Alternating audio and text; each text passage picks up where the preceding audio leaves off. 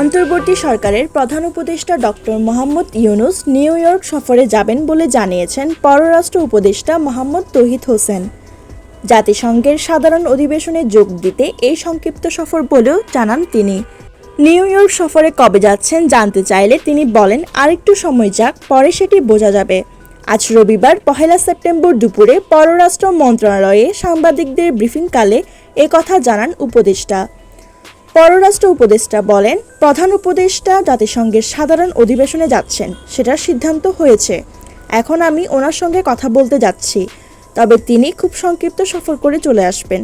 সফরকালে কার কার সঙ্গে বৈঠক হবে জানতে চাইলে পররাষ্ট্র উপদেষ্টা বলেন, এটা তো গেলে হবেই, কিছু কিছু কথাবার্তা হচ্ছে, কিছু বৈঠক হবে এটুকু বলতে পারে, তবে কার কার সঙ্গে বৈঠক হবে স্পেসিফিক বলতে পারে না।